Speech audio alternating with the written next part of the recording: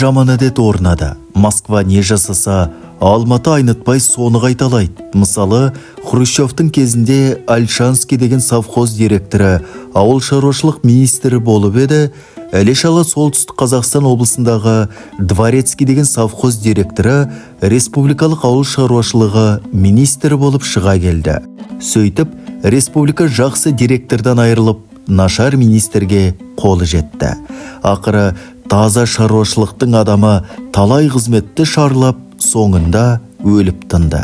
Сол кездері Фурцева одақтық мәдениет министрі болып еді, сол бойда табанымыздан таусылып әйел іздедік.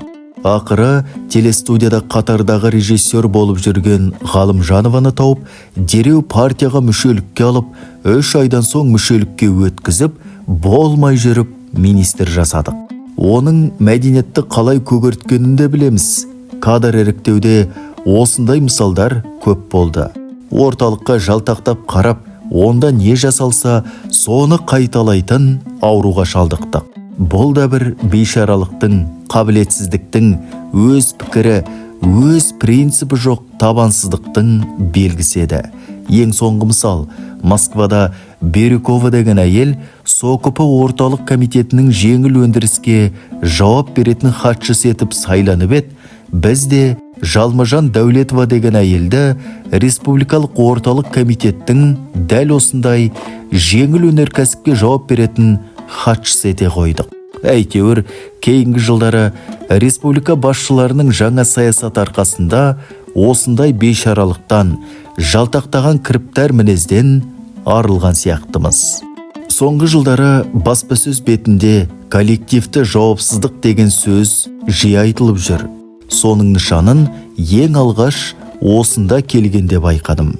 Талай мәселелер жөнінде қаншама шаралар белгіленіп, қағаздар дайындалады, бірақ соның еш қайсына бір адам қол қойғанын көрген емеспін. Ондай материалды таба алмайсың. Бір кісі қол қойған қағаз ешқашан қабылданбайды. Онда ертең тек сол адам ғана жауап береді, ал көп адам қол қойса, ешқайсы тікелей жауап бермейді. Бөлім дайындаған қағаздарға бюро мәжілісіне дейін тағы да көз жүгірткенде, материалдардың соңында тіркескен сансыз шимай қол таңбаларды көресің. Ең кем дегенде 5-6 бастықтың қолы жүреді. Тіпті қызметке алынатын нұсқаушының қағазына 7-8 адам қол қояды. Соның бәрі осы адамды жете білгеннен емес, мықтаса анкетасын ғана қарап шығады. Ендеше сол адамды бәрі қалай біліп, оған кепіл бола алады. Барлық хатшының қол қоюы қажет пе? Тек сол саланы басқаратын адам қол қойса жетпей ме? Жоқ, тәртіп солай. Жеке адамдардан арыз, шағым, өтініш аз түспейді. Бірақ бір ғажабы, сол арыздарға орталық комитет өзі тікелей жауап бермейді. Еш қайсын үлкен үйге шақырмайды, әңгімелеспейді. Хаттардың көпшілігі қалалық, аудандық комитеттерге жіберіледі. Сол қалалық, аудандық партия комитеттерінің қызметкерлері арыз иелерін шақырып, орталық комитеттің атынан сөйлесіп, мұң-мұқтажын тыңдайды.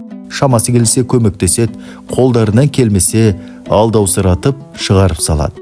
Не орталық комитеттің атынан ұрысып, ендігәрі мұндай арыздарды жазуға болмайтынын түсіндіреді. Ең соңында арыз иесіне бәрін түсіндірдік, тиісті шара қолдандық деп, орталық комитетке жауап хат жазады. Сонымен арыз жабылады. Осылай жұмыс жүріп жатады. Ақыры ешкім ештеңеге жауап бермейтін боп шығады. Бір мысал келтірейін. Леонид Брежнев аң аулауға келетін боп, Алматының түбіндегі Қарашеңгелде 30 жерден артезиан құдығын қазу керек болды. Қырғауылдарға су керек. Қарашеңгелді жөндеуге, маңайын қоршауға, жасанды көл жасауға қаншама қаржы керек. Оның сыртында көлге балықтар жіберіп, жаңадан өсімдіктер өсіру қажет. Осы өңірге жіберілген қабан шошқалар қыста өздері қазып жейтін қызылша егіледі. Осының бәріне 3 миллион сом қаржы жұмсалады. Қазақ СССР министрлер советінің төрағасы Әшімов геология басқармасының жауапты қызметкерлерін шақырып алып, жер жебірлеріне жетіп ұрсып, ғылыми зерттеу жұмыстарына деп біраз қаржы табыңдар. қалғанын министрлер советінің қаржысынан қосамыз деп бұйрық береді.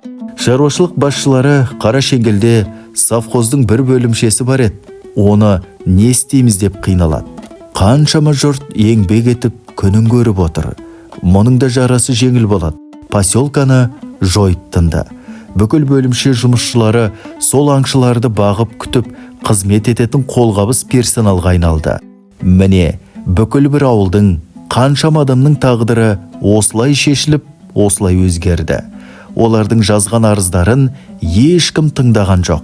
Бәрі де аяқсыз қалды. Ешкім бұл үшін жауап берген жоқ. Мұндай қырсыздық, білместік, қиянат үшін жауап алу дәстүрде жоқ еді. Осының басы қасында болған Әшімовтан қайдағы бір болымсыз югославиялық мебель үшін емес, осындай бүліншілігі, қиянаты, шаруашылыққа тигізген қырсығы, зиян үшін жауап алу керек еді. Сонда жұрт оны қайдағы бір түкке тұрғысыз мебель үшін партиядан шығара жаздады деп аяныш білдіріп мүсіркемес еді. Айта берсек, бұдан басқа да мысалдар жетіп жатыр. Үлкен Алматы каналының құрылысы өзін ақтап шықты деп айта аламыз ба? Қапшағай көлінің қаншалық пайдасын көріп жүрміз. Балқаштың маңынан күріш ектік, одан не таптық? Қаншама жайылымдарды қорғылдық, өзен суларды құрғаттық. Осының бәріне кім жауап беріп жатыр? Осы шаралардың авторлары кім еді? Кезінде осының бәрін жетістік етіп баспасөз бетінде құлаш-құлаш материалдар жазылды. Биік мінбелерден қаншама мақтаныш сөз айтылды. Осынша бүліншілікке, қырсыздыққа жол беріп рұқсат еткен жай қызметкер емес, бастықтар еді ғой. Сол үшін қайсынан жауап алдық?